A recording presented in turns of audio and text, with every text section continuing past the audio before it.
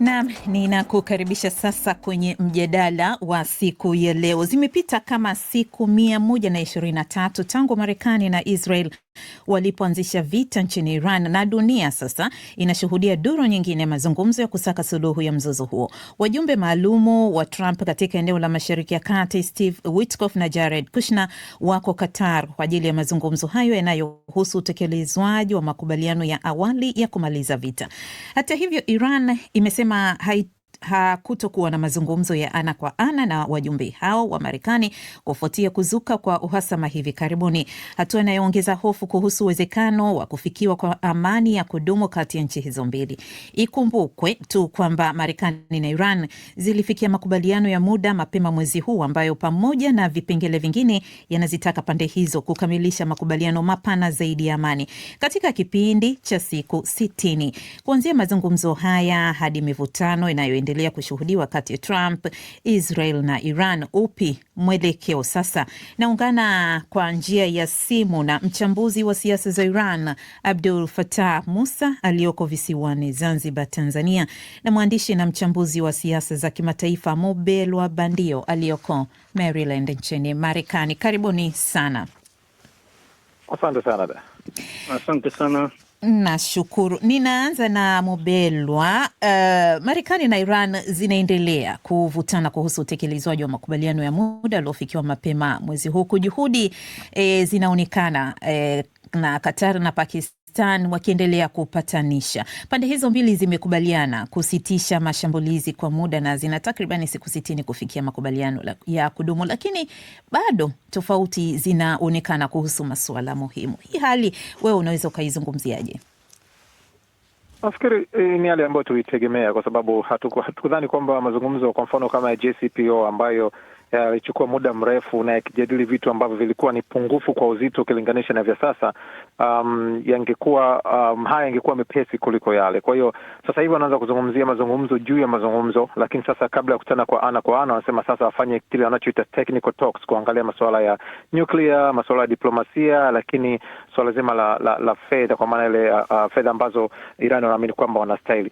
Kwa hiyo nafikiri ugumu zaidi hauko katika wao kama watakutana hawatokutana, lakini kila ambacho kinatakiwa kuzungumzwa na namna ambavyo kila upande unahisi kwamba una faida ama uko mbele ama umeshikilia mpini katika mazungumzo haya, ndio ambayo inaleta tatizo. Sasa nafikiri tuna pande mbili ambazo kila upande kutoka katika upande wake wenyewe unasema uko extreme, kwamba una uhafidhina fulani, na hilo ndio ambalo linakwamisha hivi sasa. Na mazungumzo haya kama kila mmoja tabaki na msimamo alionao, nafikiri atachukua muda mrefu sana, kitu ambacho Marekani wengi walionya wakisema kwamba hii ni mbinu ambayo Iran wanaitumia zaidi. Aha. Na miongoni mwa hoja na kuja kwako Fatah, miongoni mwa hoja ambazo bado zinaonyesha kwamba zinaleta mvutano ni nani hata udhibiti mlango bahari wa Hormuz, lakini vile vile hatima ya mpango wa nyuklia wa Iran, lakini vile vile kuondolewa kwa vikwazo vile vya Marekani pamoja na uhusiano kati ya makubaliano hayo na vita vinavyoendelea huko Lebanon. Haya mazingira yote pamoja na hayo ambayo amezungumzia Mubelwa, yanaweka wapi mustakabali wa kwanza mazungumzo yanayoendelea hivi leo? Tatizo la msingi ninaloliona mimi katika suala hili, kwanza kabisa kama ulivyoashiria, linakuwa ni hilo suala la hatima ya mlango bahari wa Hormuz, kwa sababu ukiangalia ile hati ya maelewano ya vipengele 14, kipengele cha 5 cha hati ile kimeashiria kwamba suala la upitaji wa meli baada ya mlango kufunguliwa litafanyika kwa mashirikiano, kwa uendeshaji, kwa usimamiaji wa Iran. Hili limekuwa lina utata kwamba usimamiaji wa Iran ni wa aina gani. Iran inasema lazima meli zote zipite katika njia inazoainisha, lakini tunachoshuhudia sasa ni kwamba Marekani imeanzisha utaratibu wa kufungua njia nyingine upande wa bahari ya Oman, na ndiyo kilichokuwa chanzo cha kutokea mapigano haya yaliyozuka hivi karibuni.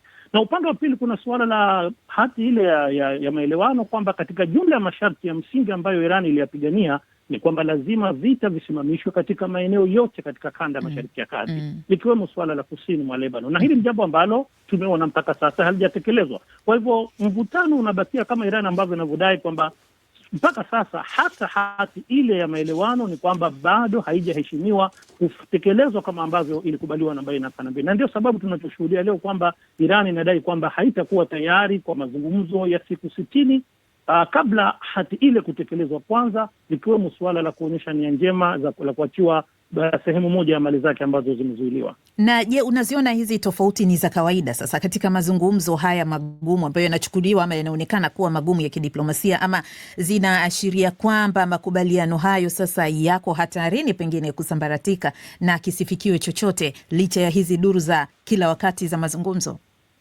Fatah. Hatuwezi kusema moja kwa moja kwamba mivutano hii itapelekea makubaliano haya yavunjike, lakini inavyoonekana ni kwamba kama hakutakuwa na uwazi wa kujulikana jukumu la msingi au utekelezaji ambao unapaswa kutekelezwa na kila upande husika, na kukakuwepo na hii lugha tata ya kutafsiri maana ya makubaliano yaliyofikiwa, huenda kama alivyoeleza Mbelwa kwamba hili linaweza likapelekea mazungumzo haya yakachukua muda mrefu zaidi kuliko ilivyoshuhudiwa katika makubaliano ya JCPOA. Na lakini suala ambalo liko wazi mpaka sasa linavyoonekana ni kwamba pande zote mbili hazionyeshi kwamba ziko tayari au zinapendelea kwa muda wa sasa kurejea tena kwenye vita kamili.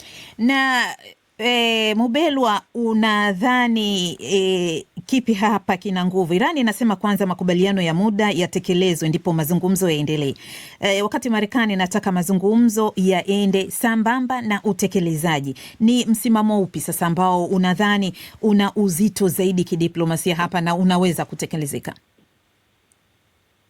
Kama nilivyosema kwamba kila upande unavutia eneo lake. Hapa tu ni kwamba ni msimamo upi ambao pengine unaweza ukarefusha haya. Iran wanatambua kwamba kwa wakati huu sasa kuna mengi ambayo yanaendelea katika upande wa pili, na wanaangalia, na ninaamini kabisa kwamba wanaangalia kile tunaita dynamic ya siasa katika upande wa Marekani, ambao wamekuwa wakivipinga vita na wakimwona kama vile Donald Trump anatamani zaidi vita hivi kamilike. Kwa hiyo ninachoona ni kwamba kila mmoja licha kwamba Marekani mara nyingi anasema kwamba wao ndo wana nguvu zaidi katika hili, wana maamuzi, wana kila kitu, lakini katika kila dhana ambao wamejaribu kuitumia na kusema kwamba wangemaliza vita wameshindwa. Kwa hiyo kuna ule uwezekano wa kuona kwamba katika kauli Marekani anasema sana, lakini katika utekelezaji ambaye hajabadilisha msimamo kwa muda mrefu ni Iran, na umeendelea kufanya kazi kadri ambavyo wamekuwa wakiamini kwamba wanafanya kazi na anaendelea kung'ang'ania. Kwa hiyo sioni suluhisho kama hakuna atakayebadilika hivi sasa, na ni ngumu kujua nani ataweza kubadilika kwa sababu tayari wote wako katika nafasi ambayo wameshapoteza vitu vingi, na hakuna ambaye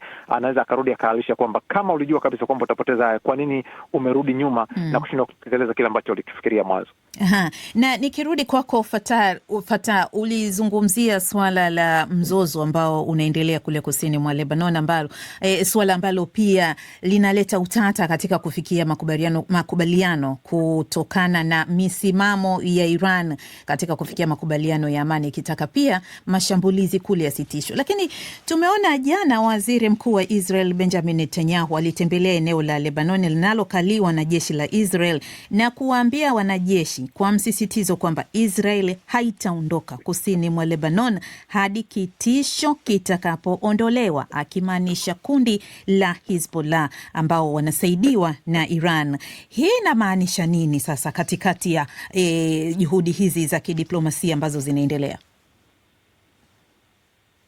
Hii inaonyesha kwamba msimamo wa Israel wa kuhakikisha kwamba makubaliano kati ya Iran na Marekani hayafikiwi. Huu msimamo unapiganiwa ili uhakikishe kwamba unafanya kazi kama ilivyokusudiwa. Na tusisahau kwamba Marekani yenyewe kiuhakika katika kadhia hii imekuwa ikicheza mchezo wa pande mbili, kwa sababu kwa muda wote huu tumeshuhudia kufanyika mazungumzo ya ana kwa ana kati ya Lebanon na Israel, ambayo lengo lake yanavyoonekana ni hatimaye kuihusisha Lebanon au kuijumuisha katika huu mpango wa Abraham Accord, ambao wa kuhakikisha kwamba nayo pia inaishia kuanzisha uhusiano rasmi wa kidiplomasia na Israel. Sasa tatizo moja ambalo limetokea karibuni Lebanon na ambalo limeibua mpasuko mkubwa ni kwamba katika makubaliano yaliyofikiwa huko Washington baina ya pande mbili ni suala la kwamba Israel isiondoe majeshi yake ndani ya ardhi ya Lebanon kabla ya Lebanon kuchukua hatua ya kuyapokonya silaha makundi ya mapambano kama Hezbollah, na hasa bila shaka ni Hezbollah ndio ambayo imekusudiwa. Na hili jambo ambalo limeonekana kwamba moja kwa moja linachochea kuelekeza Lebanon kwenye vita vya wenyewe kwa wenyewe. Kwa hivyo suala zima linalojitokeza hapa linaonekana kwamba kizuizi hiki huenda kikawa ni moja sababu za msingi za kuweza kukwamisha makubaliano kati ya Marekani na Israel. Na nadhani ni mahala ambapo Rais Trump na serikali yake itabidi ichague moja kati ya mawili. Ima iamue kweli kuidhibiti Israel kuhusiana na Lebanon, ama sivyo, kama itataka kuiridhisha Israel, ni kwamba haitowezekana kirahisi kufikia mwafaka na Iran. Lakini ni kwa kiasi gani sasa suala hili linaathiri hii nafasi ya Marekani na Iran kufikia makubaliano? Umesema kwa ujumla, lakini unadhani ni kwa kiasi gani lina uzito? Kwa sababu kuna masuala mengi ambayo bado yanaonekana ni vizuizi. Fatah, bado niko kwako.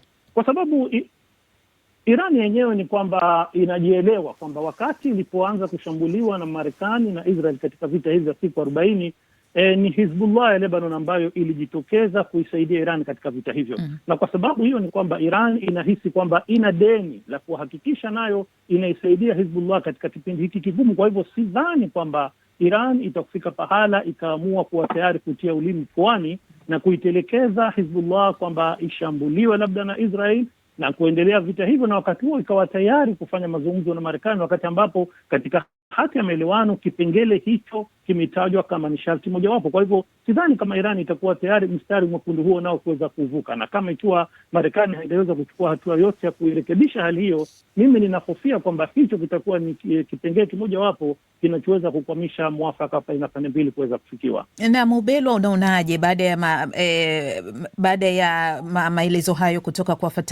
kwa Fatah kwamba haya masuala hayawezi kutenganishwa? Pengine upo uwezekano wa makubaliano kufikiwa, kwa sababu misimamo ya Iran, miongoni mwa misimamo ya Iran ni huo wa kwamba mashambulizi kusini mwa Lebanon ni lazima yamalizike. Napata shida kusema nini kitafuata hivi sasa, kwa sababu unajua Iran wenyewe walisema kabisa kwamba wanataka vita hivi visisitishwe ila vimalizike, lakini pia vihakikishe usalama katika eneo la Mashariki ya Kati, na wameweza kuhusisha hizi sehemu pamoja na masuala zima ya Lebanon, na pengine tulianza kuhisi wanaweza wakaendelea hata katika maeneo ya Palestina. Sasa ni nini wanataka kufanya? Nafikiri pia wametambua hii ni kama vile wanataka kulipiza kisasi, kwamba Benjamin Netanyahu alitumia Marekani kama kigezo kuweza kuidondosha Iran. Sasa wamefika sehemu ambayo wanahisi pia wanaweza wakaitumia Marekani katika kuiondosha Israel katika Mashariki ya Kati. Hiki sasa kimeweka marafiki ama mahusiano kati ya Marekani na Israel sana sana katika utata. Kwa hiyo nini kitatokea hivi sasa? Sioni Israel, hasa kwa Netanyahu, hasa ukizingatia nini anakabiliwa nayo nyumbani, iwapo wataamua kuondoka eneo la Lebanon bila kuiondoa Hezbollah. Lakini wakati huo pia unaangalia kwamba je, hicho kisipofanikiwa, ina maana mkataba utakuwa umewekwa wapi? Kwa hiyo naona kinaleta msuguano zaidi kati ya Israel na Marekani, ama Netanyahu pamoja na Donald Trump. Lakini pia ikumbukwe, tangu ameingia madarakani kwa mara ya kwanza mwaka 96, Netanyahu ameshakuwa na migogoro na marais 4 wa Marekani. Na tunatumbukia kihistoria, tangu mwaka 48 marais 11 wamegombana hasa na Israel kutokana na masuala kama haya. Lakini mara zote wanapokuja kumaliza, bado uhusiano wa Marekani na Israel unaendelea kuwa pale pale. Kwa hiyo nafikiri watatafuta namna ambavyo wanaweza wakalimaliza hili, lakini pengine mmoja anaweza kaathirika. Tuangalie uchaguzi wa mwezi wa 10 Israel au wa mwezi wa 11 Marekani, unaweza ukawa na sehemu ya suluhisho. Hii ni kama Iran anaweza akavumilia na kuvuta mpaka kufikia wakati ule, na pengine ifike hatua kwamba sasa haya mazungumzo yawe ya utatu, nikimaanisha Israel, Marekani, lakini pia Iran, kwa sababu Iran msimamo wake ni huo kuhusiana na eneo la Lebanon, ama ibaki kama ilivyo na kwamba tutarajie yatakayotokea huko siku za usoni. Mobelo,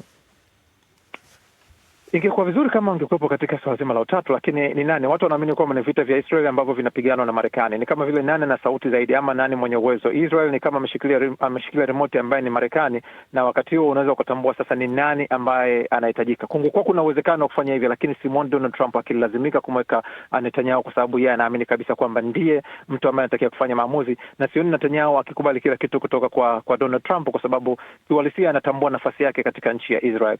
Pengine ingekuwa vizuri, lakini sidhani kama kuwepo kwa wao watatu katika meza moja kunaweza kukaleta mafanikio. Kumbuke unazungumzia mtu kama watu wanasema kwamba serikali sasa hivi ya Marekani inataka kuzungumza na wakina Khamenei yule ambaye unataka muamini, licha ya kwamba ulimuua baba yake ukajaribu kumuua, alafu sasa hivi unasema kwamba una nia njema naye. Kwa hiyo nafikiri kuna swala zima la uhalisia wa mambo umekuwa ngumu, lakini kuna swala la kutokuaminiana, lakini kuna maslahi ya kila nchi ambayo inaamini kabisa kwamba iko kwenye nafasi ya kushinda, na wakifanikiwa kushinda hapa, nchi hiyo ama iwe ni Israel ama itakuwa ni Iran ndiye ambaye atakuwa taifa lenye nguvu katika Mashariki ya Kati. Kwa hiyo kuna masuala mengi ambayo yapo hapa katika mapigano haya. Kuna kipindi cha siku 60 zilizotolewa kwenye makubaliano haya ya muda ya kufikia makubaliano ya kudumu. Huu muda unajitosheleza kwa kuzingatia masuala mazito kama mpango wa nyuklia, vikwazo vya kiuchumi, lakini pia usalama katika mlango bahari wa Hormuz. Fatah, siku 60 sidhani kama zitatosha kwa hilo, na ndio maana katika makubaliano haya kumeainishwa kuwepo na kipengele cha kwamba endapo masuala yote hayo yatakuwa bado hajaweza kupatiwa mwafaka, upo uwezekano wa pande mbili kupitia wapatanishi zikawa tayari kuweza kurefusha muda zaidi wa mazungumzo kwa kuendelea kujadili masuala. Bila shaka ikiwa zenyewe zitaona kwamba kuna faida ya kufikia lengo hilo, lakini kama itafikiwa kwenye mkwamo wa kuweza kutokuwepo uwezekano wote wa kupiga hatua mbele, bila shaka huenda mazungumzo haya yakavunjika moja kwa moja. Na ukiangalia hawa wapatanishi wenyewe, Qatar na Pakistan ambao ndio wapatanishi wakuu kwenye huu mzozo, wana nafasi gani? Wana uzito gani? Wana nguvu gani katika kufanikisha makubaliano? Fatah, nabaki kwako kwa kifupi. Hatuwezi kusema kwamba wao wote wawili wana uwezo wa kuweza kuilazimisha nchi kama Marekani ifanye kile ambacho haikitaki. Marekani bila shaka kama itachukua uamuzi katika suala hili, itachukua uamuzi baada ya kujiona kwamba imefika pahala, hasa serikali ya Rais Trump itakapohisi kwamba maamuzi itakayochukua yatakuwa ni kwa madhara ya maslahi ya Marekani au zaidi kwa madhara kwa serikali yake. Lakini sioni nafasi yote kwamba hawa wapatanishi watakuwa na nafasi ya kuwa na njia ya kuweza kuzishinikiza pande hizi mbili. Labda pengine tunaweza tukasema kwa upande fulani labda waishinikize Iran, lakini na zaidi si kuishinikiza, lakini zaidi kuipa matumaini labda ya kupata maslahi fulani endapo itakubali kulegeza msimamo katika baadhi ya mambo yake, tukizingatia kwamba nchi za Ghuba ya Uajemi, yani nchi za Kiarabu za hapo, ni nchi ambazo zina uwezo mkubwa wa kifedha na zinapoangalia maslahi yao zinakuwa tayari wakati wote kuweza kutumia fedha nyingi kwa ajili ya kulinda usalama wao. Mubelwa, tunaiona ama hatuioni amani ya kudumu Mashariki ya Kati? Kwa kifupi tafadhali, muda umekwisha. Nafikiri tunaweza kuiona amani ya kudumu, lakini haitatokea kwa uwepo wa viongozi hawa waliopo hivi sasa, kwa hasa kiongozi wa Israeli, Marekani, lakini pia Iran. Kwa hiyo lazima wawepo kuondoka kwa hawa, pengine kije kizazi kipya, kwa sababu hawa kila mmoja inaonekana kile kitu anaita ego miongoni mwao inawalazimisha katika kila mmoja kutaka kuhakikisha kwamba anaweka historia ya nini alifanya kwa nchi yake katika ukanda huo. Asante sana Mubelwa, asante sana Abdul Fatah kwa kuungana nasi, lakini pia ninashukuru sana msikilizaji nawe unayetufuatilia kwenye mitandao yetu ya kijamii kwa kuungana nasi kwenye mjadala huu. Hadi wakati mwingine, ninakushukuru, lakini endelea kuwa nasi kwa makala.